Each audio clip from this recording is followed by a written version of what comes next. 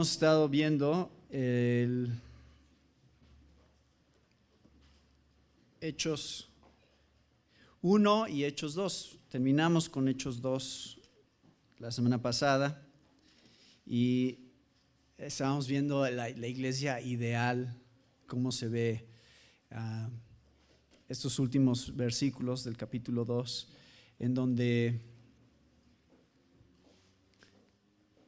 vemos diferentes características de la iglesia, pero hicimos énfasis especialmente en el tema de la unidad, de la comunión que existía en la primera iglesia, y creo que está diseñado esa narración del parte de Lucas para hacernos ver el propósito de la iglesia, que es experimentar algo de un poquito de lo que es el cielo aquí en la tierra.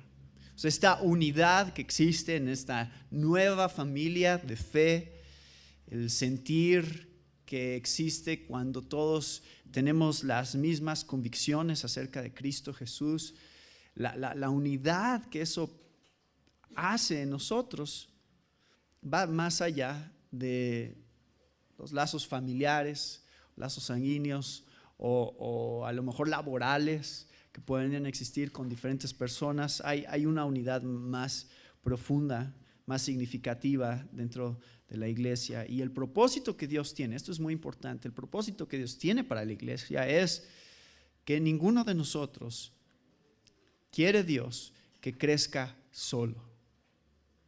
Dios no quiere que tú digas, pues yo puedo estudiar mi Biblia en mi casa y yo estudio solito. Y no digo que no debas de estudiar solo y no debas de estudiar en tu casa, debes de hacer eso, pero no puedes solo hacer eso, no puedes nada más estudiar solo, no puedes nada más decir, yo y mi Biblia, yo y Dios. Dios quiere que cada uno de nosotros como cristianos formemos parte de un cuerpo, y ese cuerpo se llama la iglesia, y ese es el diseño de Dios. Entonces, si no puedes convivir con tus hermanos y hermanas ahorita, pues tienes un problema. Algo está mal en tu manera de verlos o de relacionarte con ellos. Si vas a estar junto con ellos en la eternidad, ¿cómo puedes decir no puedo estar con ellos ahorita?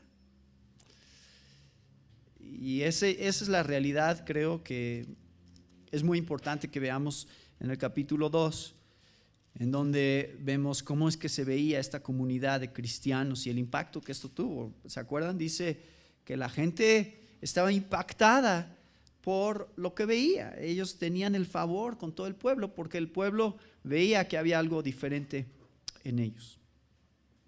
Bueno, el Señor añadía cada día a la iglesia los que habían de ser salvos. Ahora vamos a ver el capítulo 3. Y es esta pequeña historia de algo que sucede aquí en los primeros 10 versículos. Pedro y Juan subían juntos al templo a la hora novena, la de la oración. Ahora, Pedro y Juan van, evidentemente, se acostumbran no a ir solos, sino a ir por lo menos en parejas, como Jesús hizo, también los enviaba de dos en dos. Y los primeros cristianos no tenían una división tan tajante con el judaísmo todavía. Los primeros cristianos seguían yendo al templo, seguían participando de las tradiciones de la comunidad judía, porque eran judíos, y entonces iban al templo al tiempo de las oraciones. Habían dos momentos de oraciones que practicaban los judíos. Uno era a las 9 de la mañana y otro era a las 3 de la tarde. La hora novena hubiera sido las 3 de la tarde, que también era la hora de los sacrificios. Era cuando más gente se habría juntado en el templo. Entonces, van Pedro y Juan, suben al templo y era traído un hombre cojo de nacimiento.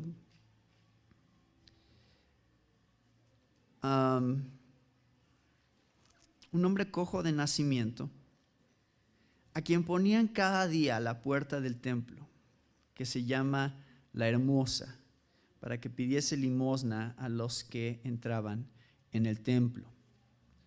Entonces aquí está este hombre que gran parte de su vida, si no es que toda su vida, ha estado cojo, no ha podido caminar y requiere de ayuda para llegar al templo. O sea, lo van todos los días, sus familiares, amigos, no sé, alguien, van, lo cargan todos los días y ahí lo ponen en esta puerta del templo, lo cual es estratégico un poco, porque la gente como que ya va con este sentido de religiosidad, ¿no? O sea, van pensando, ay, voy a ver a Dios, y ya van listos, porque la parte de las ofrendas era pues una tradición fuerte, arraigada en el judaísmo, de dar ofrendas, de ayudar, bueno, de ofrendar en la iglesia y de ayudar a otros, de ofrendar a otros para gente en necesidad. Entonces la gente ya va con esta disposición. ¿Se acuerdan? Vimos algo de esto en Mateo 6, cuando vimos cómo ofrendar. Jesús toca este tema específicamente porque los judíos ofrendaban. Y entonces si ya va la gente lista para dar dinero, pues mejor me pongo ahí en ese momento y en el lugar donde la gente está lista para dar dinero. Probablemente no le iba tan mal a este hombre. Y le dicen, él ve a Pedro y a Juan que iban a entrar en el templo y como a cualquier otro, les rogaba que le diesen limosna. Entonces ahí está, no sé si tenía un platito o qué tendría, pero de alguna manera les pide que le den limosna. Ahora aquí es donde se pone interesante la historia. Pedro, con Juan, fijando en él los ojos, le dijo, míranos. Ahora, esto es lo primero que sucede aquí en esta interacción entre el cojo y Pedro y Juan. Si tú pasas a alguien en la calle que está pidiendo dinero y no quieres darle dinero, lo último que haces es verlo. Tratas de hacer de cuenta como que estás viendo ahí el edificio que está a un lado, ¿no? Alguna otra cosa, pero algo que no te obligue a hacer contacto visual con la persona. Y aun cuando quieras darle dinero, por lo regular es muy, muy breve el contacto, o sea, le echaban el dinero probablemente y se seguían. Entonces, este hombre, lo último a lo que estaba acostumbrado era hacer contacto visual con la gente. Y es la verdad, o sea, si hay extraños, en general, creo que este principio es así. Cuando estás con gente extraña, no es raro si de pronto te paras enfrente y de ellos y los ves a los ojos. Se van a sentir incómodos. ¿Por qué? Porque evidentemente hay algo acerca de ver a la gente a los ojos que tiene un grado de familiaridad, un grado de cercanía, somos amigos, o por lo menos hay una relación aquí. Y Lucas se toma el tiempo para describir esta escena de tal manera que veamos que tanto Pedro como Juan tenían la intención de interactuar con este hombre cojo, de darle la importancia como ser humano que se merecía, porque no estaba acostumbrado a que la gente lo tratara como ser humano. Y creo que sabemos cómo es esto, o sea, sabemos muchas veces cuando hay alguien que tiene algún problema físico o alguna cuestión, a lo mejor algo desfigurado en su cara o algo que es muy obvio, tratas de no hacer mucho contacto visual. Uno, porque no quieres que se sienta incómodo, como que estás resaltando a la situación que tiene de desventaja. Pero también es incómodo para mí o para cualquiera de ustedes, creo, este tipo de situaciones, porque de alguna manera creamos estas divisiones entre nosotros y ellos. O sea, si yo paso por alguien que está en la calle pidiendo dinero, pues ese es él, pero este soy yo. O sea, yo no estoy en esa situación, no sé cómo llegó ahí, pero pobrecito. Pero creamos una barrera, o sea, creamos una distinción muy clara entre nosotros y nuestros círculos y nuestro estilo de vida y otro tipo de gente y otro tipo de estilo de vida, que creo que desde esa época era muy común que se diera así. Pedro y Juan quieren muy intencionalmente desaparecer esa barrera. Lo ven a los ojos. Esa es una escena que estoy tratando de imaginarme cuando la estoy leyendo. Míranos. Ahora, por supuesto que para él esto es muy significativo, porque nadie se detendría a tomar el tiempo para decirle, veme a los ojos, si no estaría dispuesto a ayudarle. Cuando estás en el carro y viene el que limpia los parabrisas, ¿cuándo se acercan? Cuando ven interés en ti, especialmente, ¿no? A veces, aunque no muestres interés, se acercan, pero muchas veces, o sea, si tú haces cualquier clase de seña, dices, este quiere darme dinero. Entonces, por lo regular también tratamos de evitar contacto visual, ¿no? Pero este hombre, el limosnero, el cojo, dice el versículo 5, entonces él les estuvo atento, esperando de ellos recibir algo. Dice, a lo mejor estos han estado ahorrando sus ofrendas todo el mes y este es el momento que quieren darla, ¿no? ¿Por qué me ponen tanta atención? Más de lo normal. Lo primero que él viene a la mente es, me van a dar una buena limosna. Ya va a ser un buen día para mí. Y aquí empieza en realidad la historia.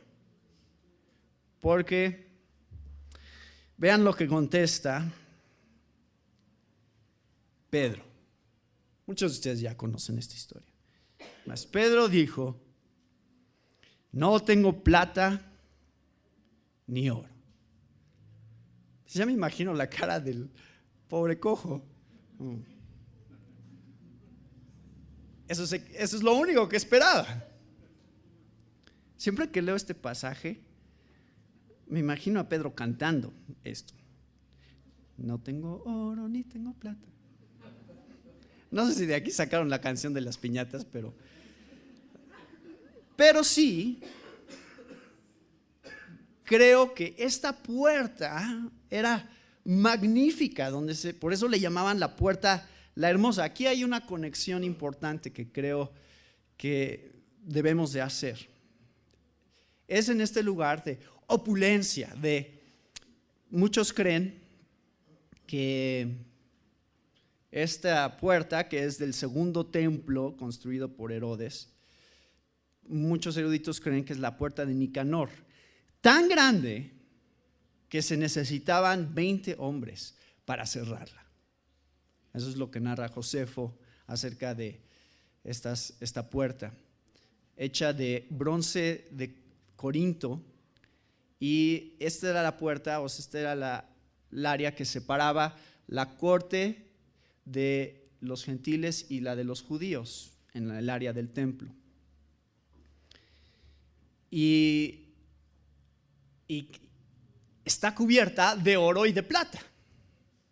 Entonces ahí está un poquito esta ironía de que precisamente en medio de la opulencia del templo, con grandes lujos, está este hombre completamente pobre, limosnero, y es este contraste entre el lugar donde está y la situación en la que él está. Y Pedro le dice: esto no es lo que yo te puedo ofrecer. Lo que este templo no es lo que yo te puedo ofrecer, porque este templo es magnífico, es increíblemente lujoso, está recubierto de estos materiales, oro y plata, pero eso no es lo que yo tengo para dar. ¿Qué es lo que sí tiene para dar? Le dice: lo que tengo, pero lo que tengo te doy. En el nombre de Jesucristo de Nazaret, levántate y anda. Ahora, esto es mucho más de lo que este hombre esperaba recibir. Y tomándole por la mano derecha, le levantó, y al momento se le afirmaron los pies y los tobillos. Ahora, creo que Lucas, como médico, tiene un sentido claro de cuál era su problema y qué es lo que pasó. Me lo imagino a Lucas entrevistando a este hombre después, buscándolo, investigando estas situaciones, porque eso es lo que dice Lucas que hizo, y preguntándole: ¿cómo fue exactamente? O sea, explícame este encuentro que tuviste con Pedro, ¿cómo se dio? Y este hombre diciendo: bueno, ahí estaba yo y yo pensé que me iban a dar dinero cuando me pusieron tanta atención, pero me dijo Pedro: no tengo oro ni plata, pero lo que tengo te lo doy, levántate y anda, en el nombre de Jesús. Y en ese momento sentí como mis tobillos se fortalecieron, y lo que nunca había sentido antes, o lo que tenía mucho tiempo que no sentía. Sabemos por el capítulo 4, 22, versículo 22, que este hombre tenía más de 40 años de edad. No sé si 40 años de no poder caminar, pero tenía más de 40 años. Y me lo imagino a él explicándole esta historia a Lucas, contándole cómo es que sucedió. Y quiero que nos detengamos aquí en esta parte un momento, porque creo que hay un mensaje muy importante que Lucas está tratando de comunicarnos. Este es un evento importante que Lucas decide registrar. ¿Se acuerdan que Lucas ya nos había dicho que los apóstoles hacían muchas señales y prodigios? Eso es en el versículo 43 del capítulo 2. Ahora Lucas va a escoger en decirnos cuáles fueron algunas de estas señales y prodigios, y aquí en el capítulo 3 es significativo esto. No sabemos qué tanto tiempo después de Pentecostés fue esto, pero no creo que haya sido mucho tiempo después. Esto es importante porque este evento lleva a lo que vamos a ver en un momento, que es otro sermón de parte de Pedro. Pero además este evento desencadena también la persecución de la iglesia. Esto empieza a poner a los primeros cristianos en el radar de los líderes judíos, en donde nuevamente se sienten amenazados, y vamos a ver la persecución que se desata a causa de esto, y viene en el capítulo 4, que vamos a estar viendo pronto. Entonces Lucas escoge contarnos esta historia, pero creo que también ve varios aspectos aquí que cree que son importantes. Y creo que uno de ellos es: la primera iglesia no tenía ni necesitaba recursos materiales. Esa no era la base sobre de la cual la primera iglesia funcionaba. Es más, vemos que la gente, en vez de acumular más, se deshacía de cosas, porque tenía un sentido de que las necesidades del cuerpo de Cristo eran más importantes que tener posesiones materiales. Estaba leyendo una historia de Tomás de Aquino. ¿Han escuchado de Tomás de Aquino? Tomás de Aquino se narra que fue invitado a una reunión con el Papa Inocente II, Papa de la Iglesia Católica, Inocente II. se reúne con Tomás de Aquino. Inocente, bueno, no sé si era inocente, pero así se llamaba. Y llega Tomás de Aquino y ahí está el Papa contando montañas de dinero. Es decir, está en un cuarto lleno de dinero, cerros y cerros. Y le dice el Papa Inocente a Tomás de Aquino: supongo que la iglesia ya no tiene que decir lo que dijo Pedro: no tengo oro ni plata. Y Tomás de Aquino muy hábilmente le contestó: supongo que la iglesia ya no dice levántate y anda. Y hacía ese contraste entre estas dos realidades. ¿Qué es más importante? O sea, la iglesia católica sentía que estaba bien porque ahora ya tengo oro y plata. Pedro, pobrecito, a él no le tocó esta parte, pero a nosotros sí.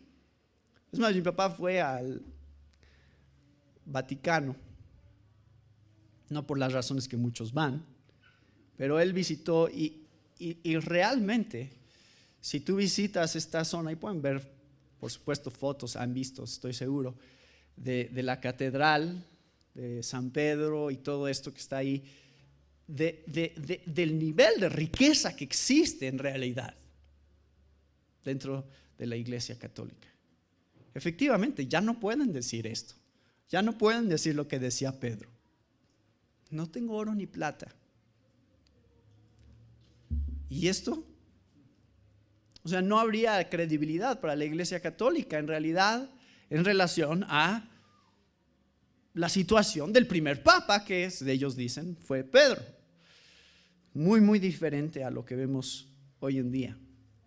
Pero algo importante está sucediendo aquí. Está la validación. Esto es la validación del ministerio apostólico, de la predicación apostólica de estos hombres. O sea, Pedro, de alguna manera, a través de este milagro, va a validar el hecho de que efectivamente sí, él sigue y está aprobado, es el enviado de Jesús para continuar el ministerio que él empezó. Entonces, haciendo estas señales y estos milagros es una de las maneras en las cuales se va a validar el ministerio apostólico, tanto de Pedro como de Juan, como de otros que vamos a ver, también Pablo, a lo largo del libro de Hechos. Entonces, quiero decir esto nada más para darles a ustedes ánimo en relación a este tema. Porque muchas veces nosotros nos sentimos como iglesia como que lo que necesitamos es más ofrendas, o lo que necesitamos es más dinero como iglesia, o poder hacer más cosas. Y sentimos que ahí está, es la necesidad de tener más recursos. Si tuviéramos más recursos, podríamos hacer una conferencia y rentar el Auditorio Nacional y traer al predicador que quisiéramos, y podríamos traer al grupo que quisiéramos, que jalaría muchísima gente. Y entonces empezamos a sentir como, porque otros ministerios así lo hacen y como otros ministerios sí tienen muchos recursos, empezamos a sentir la presión de que si nosotros no tenemos recursos, entonces ¿qué vamos a hacer? Necesitamos más dinero, necesitamos pensar en grande, necesitamos pensar cómo Dios nos quiere bendecir aún más como iglesia, con más dinero. Y lees esta historia y te das cuenta que eso es lo último que necesitamos. Dios puede usar, por supuesto, usa y ha usado a lo largo de la historia el recurso y el dinero de la gente para hacer cosas, pero de eso no se trata. Para obedecer a Dios, para ser fieles al llamado que Dios nos ha dado, que es lo que leímos en Hechos 1:8, ya tenemos lo que necesitamos. El Espíritu de Dios está con nosotros. El mensaje que proclamamos ya lo tenemos. No necesitamos más. Y esto es ánimo para ustedes, porque muchos de ustedes, algunos tienen más dinero que otros son más pobres, otros tienen más dinero, y a lo mejor los que son más pobres dicen: ¿y yo cómo voy a ayudar? ¿Yo qué voy a aportar a la iglesia? Tienes todo lo que necesitas. no necesitas tener un mejor trabajo, no necesitas tener un mejor carro, más dinero, para que Dios te use dentro de la iglesia. Tienes al Espíritu Santo de Dios, el mensaje del Evangelio que has entendido y creído en tu corazón, y eso hará la obra más grande en tu vida para impactar a otros.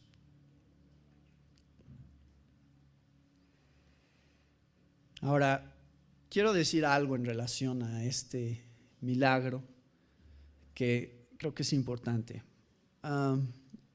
Esto saca un debate, y esto va a seguir saliendo a lo largo del libro de Hechos.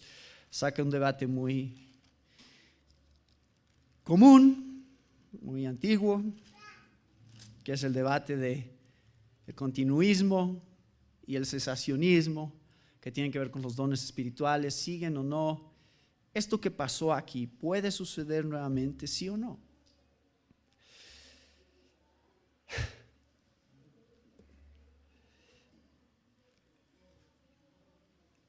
Les voy a decir algo. Yo creo que sí puede suceder nuevamente. Por eso me considero en gran parte como un continuista, pero también tengo que decir otra cosa, que es, no creo que sea muy común. Creo que sí tenía y cumplía un propósito muy específico dentro de este tiempo y dentro de este periodo, especialmente dentro del primer periodo de la iglesia, y creo que efectivamente en los apóstoles es donde este tipo de dones habría sido más evidente y más continuo. O sea, vamos a leer a lo largo del libro de Hechos muchas cosas así que van a suceder. Creo que en la historia de la iglesia, aunque esto suceda, o sea, si esto hubiera sucedido en la historia de la iglesia o no haya sucedido, pero de cualquier manera no tendría el mismo tipo de frecuencia ni manifestación como lo tenía en este tiempo. Ahora quiero que noten que y les voy a leer un pasaje, y aquí está esta referencia, este es donde está el debate. 1 Corintios 12:9. Pablo está enlistando dones y está diciendo: el Espíritu soberanamente obra en cuanto a los dones, y él dice: a otro por fe el mismo Espíritu, a otro dones de sanidad por el único Espíritu. Y así está nombrando estos dones. Ahora la pregunta es, ¿está diciendo dones apostólicos exclusivos de los apóstoles o se han dado a otros a lo largo del tiempo de la historia? No sé. Yo no me siento cómodo diciendo no, y al mismo tiempo tampoco digo que sea algo común ni algo que necesariamente tengamos que estar buscando constantemente hoy en día, porque la manera en que el don de sanidad se ha buscado hoy en día creo que es incorrecto. Y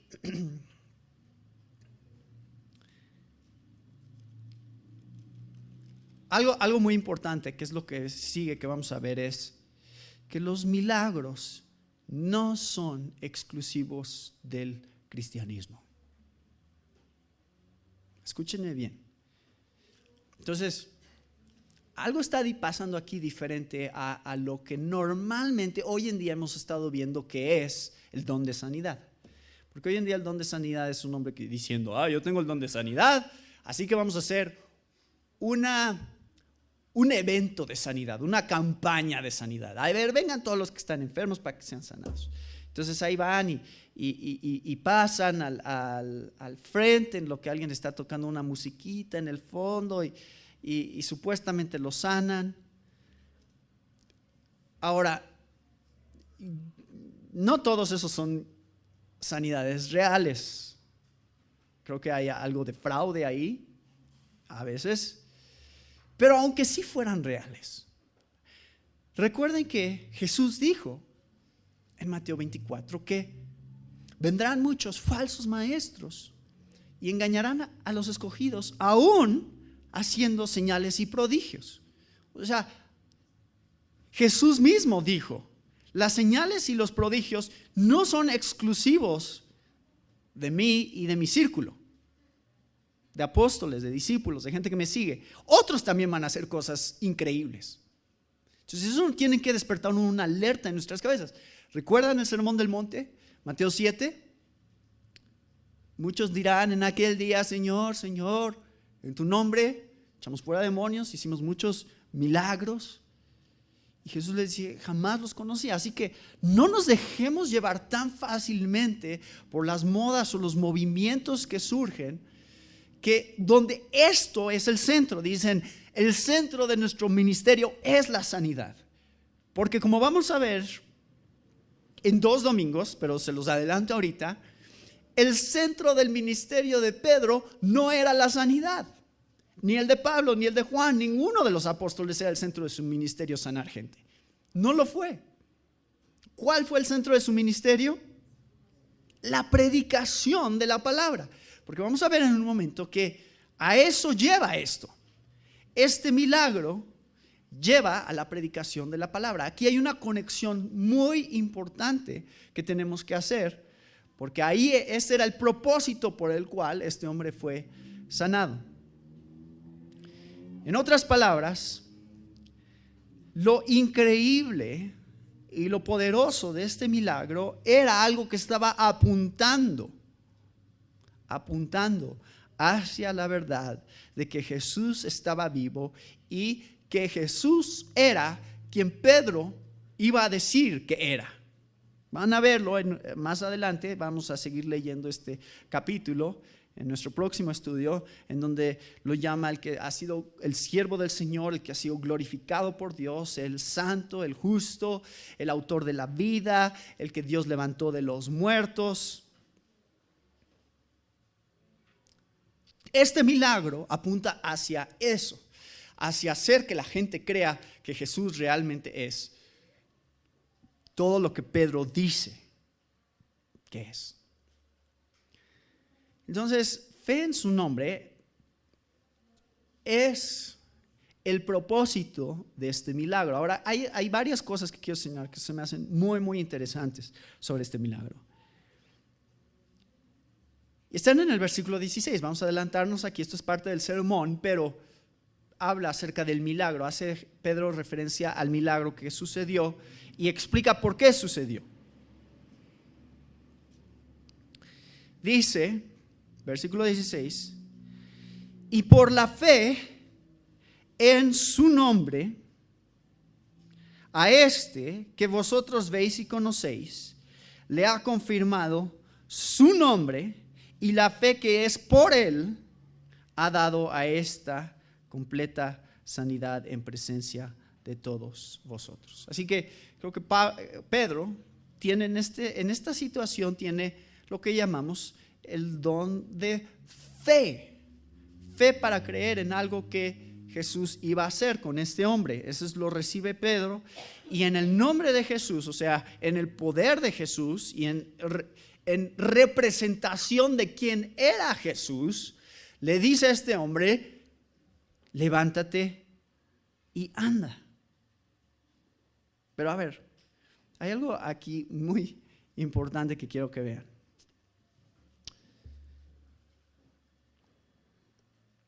Este hombre tuvo fe, el cojo tuvo fe. No hay nada en el texto que nos dijo que este hombre tuvo fe. De hecho, ¿qué es lo que él estaba esperando? Él estaba esperando dinero. Él no tiene idea de qué está pasando aquí. No tiene idea. Él ahí está, me van a dar dinero. Y Pedro le dice, levántate y anda. Ahora, ¿qué pasó? ¿Cuál fue la dinámica aquí que está explicando Pedro en el versículo 16? Dice, por la fe en su nombre, en el nombre de Jesús, que vosotros veis y conocéis, ha confirmado su nombre, o sea, el nombre de Jesús, y la fe que es por él ha dado a este hombre. Ahora, hay 2 palabras aquí clave en el versículo 16 que creo que nos muestran la dinámica de lo que sucedió. Pedro nos explica, es como si abre la cortina y dice, a ver, los voy a llevar por detrás de lo que sucedió aquí, para que vean detrás del escenario lo que está haciendo Dios. Uno es fe en el nombre de Jesús, que dice que sucedió.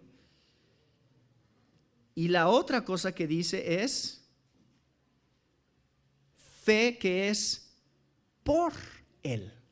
¿Verdad? Piénsenlo, fe en y fe por. Esas son las dos dinámicas que explica Pedro que sucedieron en esta ocasión.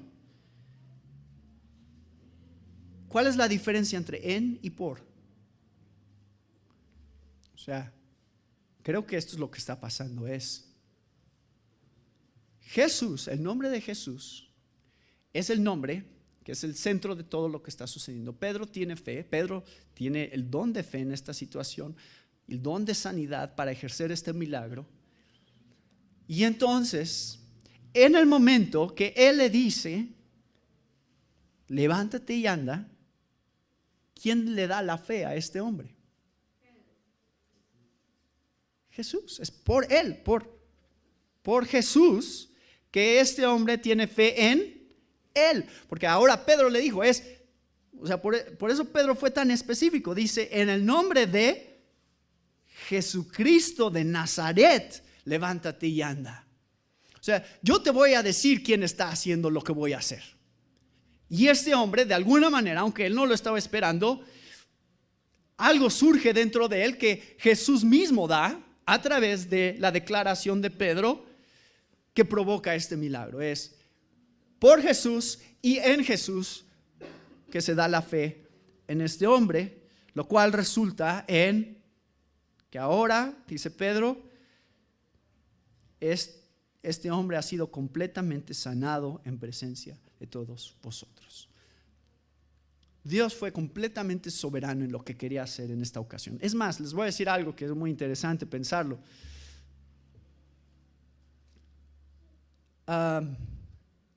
Este hombre aparentemente tenía muchos años que lo habían estado poniendo ahí para pedir limosna. Y este era un área muy común, y leemos en los evangelios, Jesús y sus discípulos pasaron por este lugar muchas veces. Ellos habían estado ahí. ¿Ustedes no creen que este hombre en algún momento había escuchado a Jesús mismo hablar? Probablemente sí. Y si no lo había escuchado hablar, ¿creen que había escuchado acerca de Jesús? Probablemente sí. ¿Creen que Pedro había pasado este hombre antes en esta puerta?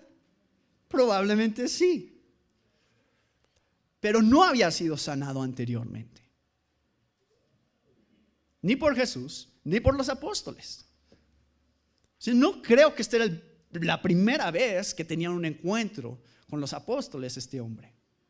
A lo mejor ya le habían dado dinero antes. Y ustedes dijeron, no, pues ahora no traigo. ¿No? Pero algo mucho más poderoso, más impactante quiere hacer Dios en tu vida. Entonces, hay algo importante aquí que quiero señalar, es que el propósito por el cual este milagro fue hecho fue para exaltar la fe en el nombre de Jesús, que es el origen y la meta del mensaje de la iglesia.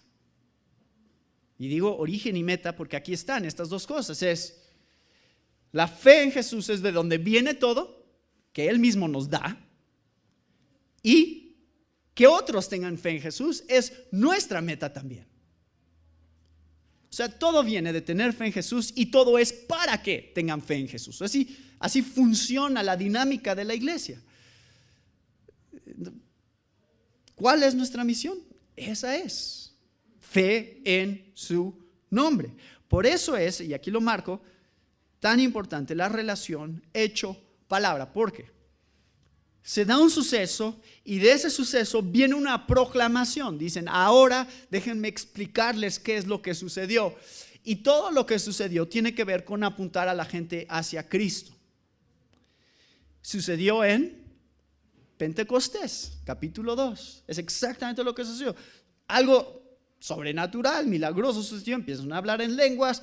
A estas lenguas de fuego sobre sus cabezas y se oye un viento y todos estos fenómenos extraños que la gente no estaba acostumbrado a ver,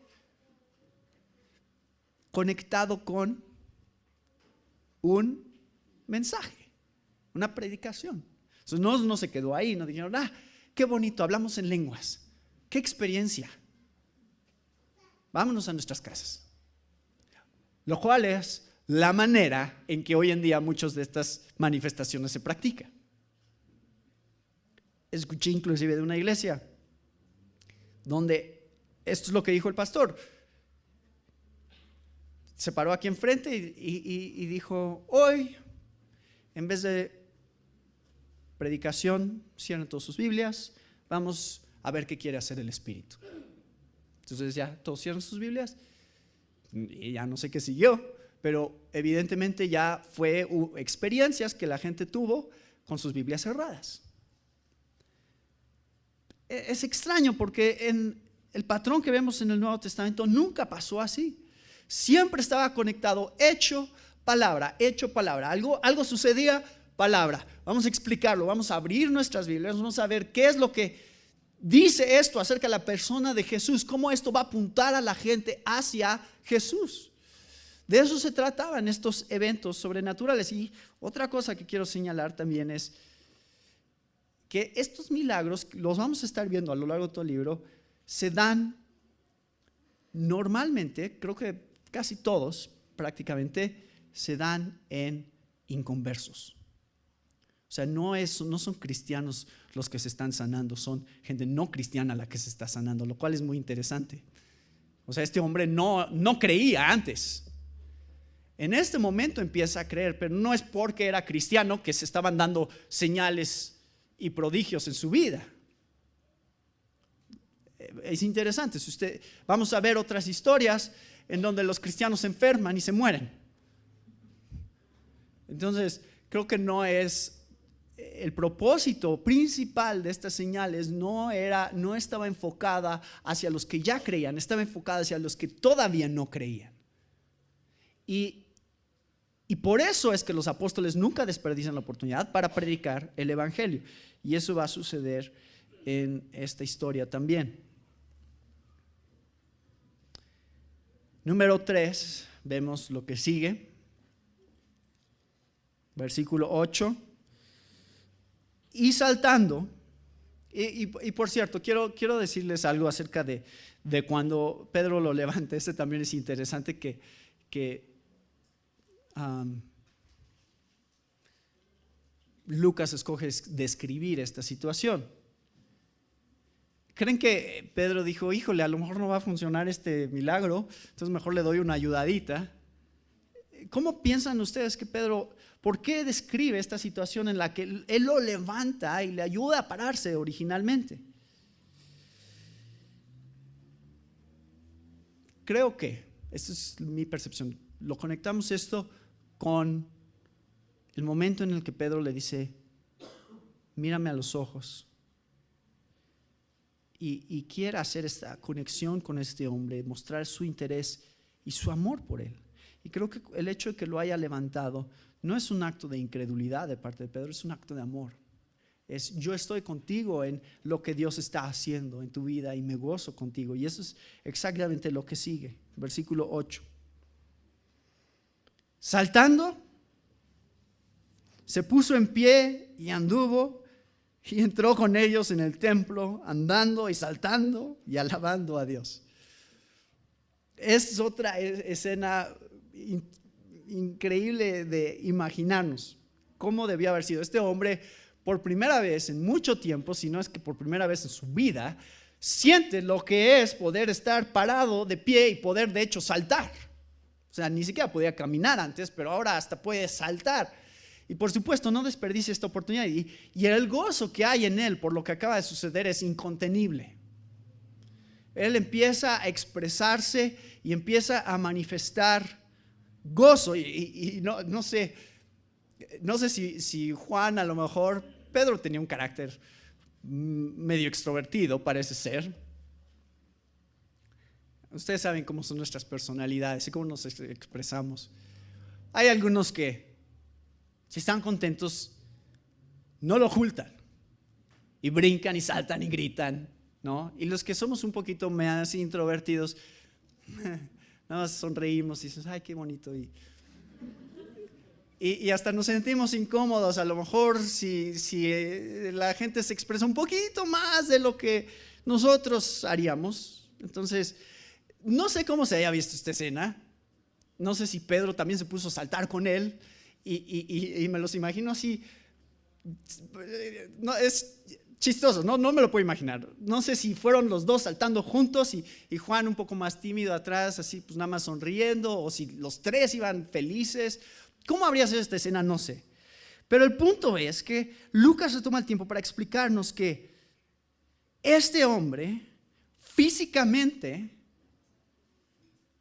está lleno de energía ahora por lo que acaba de suceder. Y yo solo quiero hacerles la pregunta a ustedes, ¿qué es lo que realmente los mueve?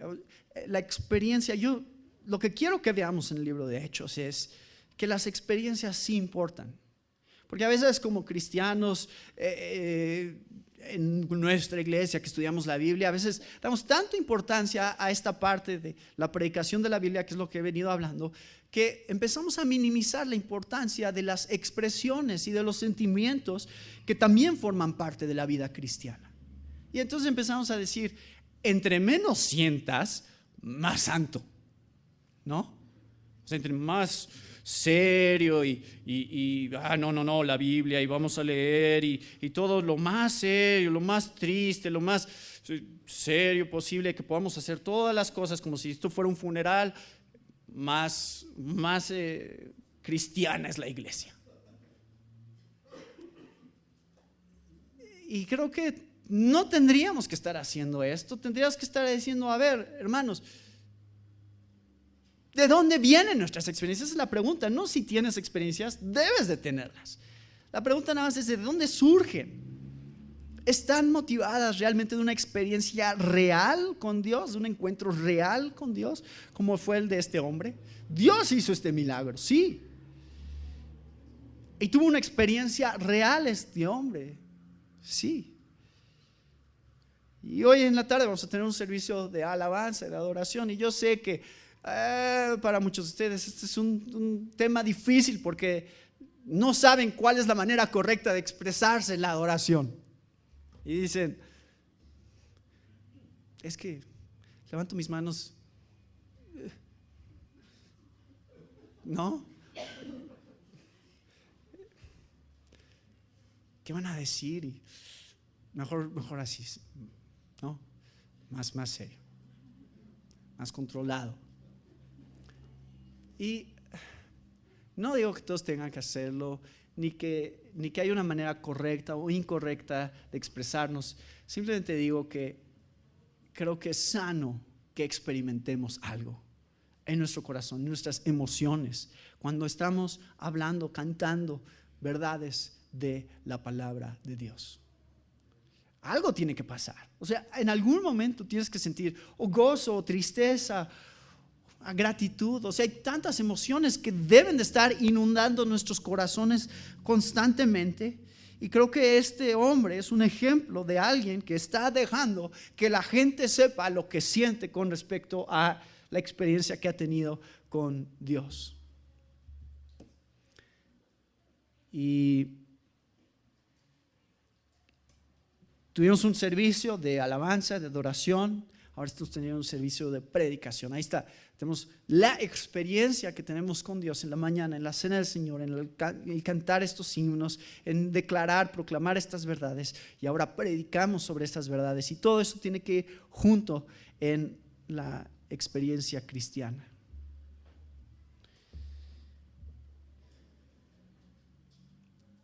Entonces, piénsenlo, o sea, todos hemos experimentado cosas que nos mueven. Es más, hay cosas que hasta generan adrenalina en nuestro interior que no nos podemos contener. Todos han experimentado algo así en algún momento, no es todo el tiempo, pero en algún momento experimentan algo así. Cuando eres adolescente y dijo que sí quería ser mi novia y quiero correr, ¿no? Y quiero brincar. Cuando se ganaron la lotería, ¿se acuerdan? Eso no ha pasado aquí, pero si se la ganaran, imagínense. Algo tendría que, o sea, no digan, bueno, mañana celebro. Hay algo que genera una necesidad inmediata de expresar nuestra felicidad, y eso es algo de lo que creo que está pasando en este hombre. Experimenta algo que jamás había experimentado en toda su vida. Ha tenido un encuentro con Jesús. Y esto, quiero señalarles algo, por muy glorioso que es este evento, increíble que es lo que acaba de suceder. Recuerden, este es el comienzo de la persecución de la iglesia. O sea, las cosas no se mantienen así de felices por mucho tiempo. Entonces, tenemos que tener una perspectiva correcta acerca de estas experiencias dentro de la vida cristiana. No todo es fácil, no todo es divertido, no todo es alegre todo el tiempo. Hoy tuvimos avisos tristes y avisos alegres. Como cristianos estamos en un camino donde Dios nos está moldeando, nos está santificando a través de diferentes tipos de experiencias. A veces es quebrantamiento, a veces es llorar, a veces es reír, a veces es brincar y a veces es la predicación de la palabra, a veces es el cantar, a veces es el que me despidan en mi trabajo. O sea, todas estas experiencias forman parte del plan soberano de Dios. Número 3, dice aquí, entran al templo y en el versículo 9, y todo el pueblo le vio andar y alabar a Dios.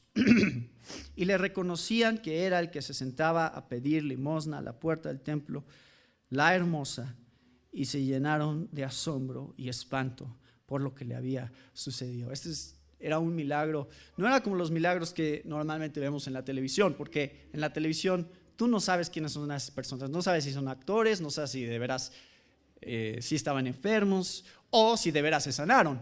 Nada más es algo que pasa, pero esto sí era algo que era muy claro. Toda la gente que lo vio sabía que este hombre llevaba años y años, toda su vida ahí sentado sin poder caminar, que lo tenían que cargar. La gente está segura de que aquí ha habido un milagro. Recuerden, los milagros no solamente suceden en un contexto de la iglesia y del cristianismo. Yo he escuchado gente, el otro día lo estaba viendo en la tele, inclusive un programa especial acerca de milagros, y muchas otras religiones y muchos grupos que claman que han sucedido milagros. Es más, la iglesia católica tiene eso como un requisito para beatificar a ser un santo.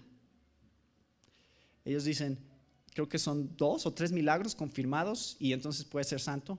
O sea, si tú le pides y en este caso creo que era la Madre Teresa. Madre Teresa, alguien le oró, le pidió algo y se hizo supuestamente un milagro, entonces ahora va a ser la Santa Madre Teresa. Sí, ¿no? Sí, es así. Pero aquí pasa otra cosa que creo que es la cosa más importante del pasaje.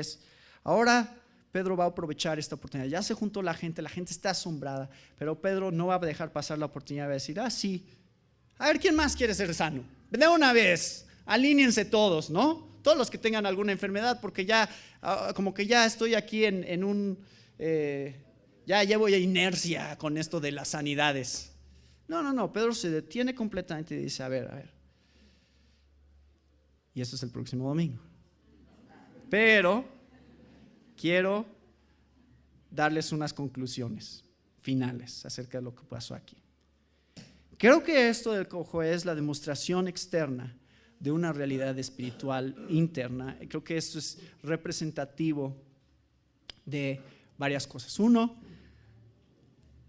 Pedro y Juan van al templo, pero ya les mencioné, van al templo a las 3 de la tarde, que es también la hora de los sacrificios. Yo pienso, esto es una suposición, no dice Hechos, yo se lo estoy diciendo de mi imaginación, yo pienso que ellos ya no estaban participando en los sacrificios. Iban a orar, sí, pero ya no iban a sacrificar. porque ellos entendían que el sacrificio ya había sido hecho. Entonces, les digo, la ruptura entre el judaísmo y el cristianismo todavía no estaba muy clara. Eso se va a dar más adelante. Pero ellos sí ya tenían muy claro que habían cosas dentro de las tradiciones judías que solo estaban apuntando hacia otra realidad. Ellos fueron al templo y en el templo sucedió este milagro, lo cual nos apunta a que no era el hecho de estar en el templo, era de estar con quien era el verdadero templo, de lo que se trataba.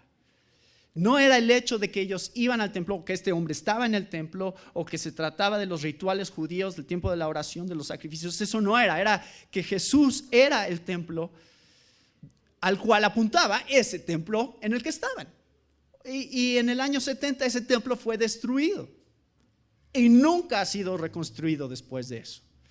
No ha existido ese templo desde entonces, desde el año 70 después de Cristo. Y eso creo que es intencional dentro del plan de Dios, porque Jesús es el verdadero templo. ¿Se acuerdan? Juan 2, 20, 21. Él se comparó al templo. Dijo, a ver, tiren este templo, yo lo reconstruyo en 3 días. Y Juan dice, la gente se burlaba un poco de Jesús por decir eso, pero en realidad él está hablando de su propio cuerpo, porque él era el templo. Él habitó entre nosotros, puso su tienda entre nosotros. Él es el tabernáculo, la presencia de Dios entre el pueblo de Dios. Entonces no era necesario más sacrificios. Y la segunda cosa que quiero que vean es que este milagro creo que es una analogía del hecho de que el evangelio vino a sanar a las naciones. Este milagro externo, físico de este hombre representaba una realidad interna, y la misma Biblia nos da esa analogía. Quiero que vean, no les puse aquí el pasaje, pero es Levítico 21, 17. Dice, habla a Aarón y dile, ningún hombre de tu descendencia por todas sus generaciones que tenga algún defecto se acercará para ofrecer el alimento de su Dios. Porque ninguno que tenga defecto se acercará, ni ciego, ni cojo, ni uno que tenga el rostro desfigurado, extremidad deformada, ni hombre que tenga pie quebrado o mano quebrada, ni jorobado, ni enano, ni uno que tenga defecto en un ojo, o sarna, o postillas, ni castrado. Ningún hombre de la ascendencia del sacerdote Aarón que tenga defecto se acercará para ofrecer las ofrendas encendidas del Señor, porque tiene defecto, no se acercará para ofrecer el alimento de su Dios. En la Biblia, en el Antiguo Testamento, estos defectos físicos eran símbolos de realidades espirituales. Por eso decía Dios también en cuanto a los animales, los sacrificios, que no tengan defecto, que no tengan mancha. ¿Por qué? Porque esos defectos físicos eran representativos de la realidad del pecado. La manera en que nosotros no podemos acercarnos a Dios en el Antiguo Testamento está representado simbólicamente por los defectos físicos, donde Dios dice, si tienes un defecto físico, no puedes ser sacerdote. No puede servir en la casa de Dios. Si este animal tiene un defecto físico, no puede ser sacrificado. Y la razón era porque Jesús, el Cordero de Dios, el sumo sacerdote perfecto, no tendría pecado y Él se convertiría en nuestro sacrificio para pagar por nosotros. Y entonces, a lo mejor nosotros no estamos cojos ni ciegos, ni algunas de estas otras cosas que dice aquí, pero la realidad interna sí está ahí. Todos somos cojos espiritualmente, por eso no podemos acercarnos a Dios y no podemos hacer sacrificio delante de Dios y que sea aceptado. Tú no puedes salvarte a ti mismo, necesitas a alguien que lo haga por ti. Y cuando Él lo hace, tú eres sanado. Hay una historia que es la historia de Mefiboset, que también es una historia de un hombre cojo que no podía caminar también. La hemos visto antes y cómo David lo tomó y eso también lo adoptó dentro de su familia porque era hijo de Jonatán y cómo eso también es la representación de una realidad espiritual para nosotros. Pero más importante, quiero que vean Isaías 35, versículo 3. porque aquí creo que está el verdadero cumplimiento de la era mesiánica, de lo que significa que el Mesías ha venido. Fortaleced las manos débiles y afianzad las rodillas vacilantes. Decid a los de corazón tímido, esforzaos, no temáis. He aquí, vuestro Dios viene con venganza. La retribución vendrá de Dios mismo, mas Él os salvará. Entonces se abrirán los ojos de los ciegos y los oídos de los sordos se destaparán. El cojo entonces saltará como un ciervo y la lengua del mudo gritará de júbilo, porque aguas brotarán en el desierto y arroyos en el Arabá. La tierra abrasada se convertirá en laguna y el secadal en manantiales de aguas. En la guarida de chacales, su lugar de descanso, la hierba se convertirá en cañas y juncos. Ahí habrá un calzado, un camino, y será llamado camino de santidad. El inmundo no transitará por él, sino que será para que ande en ese camino. Los necios no vagarán por él. Versículo 10, volverán los rescatados del Señor, entrarán en Sion con gritos de júbilo, con alegría eterna sobre sus cabezas. Gozo y alegría alcanzarán y huirán la tristeza y el gemido. Este milagro, este hombre cojo, simboliza lo que Jesús vino a hacer por nosotros espiritualmente.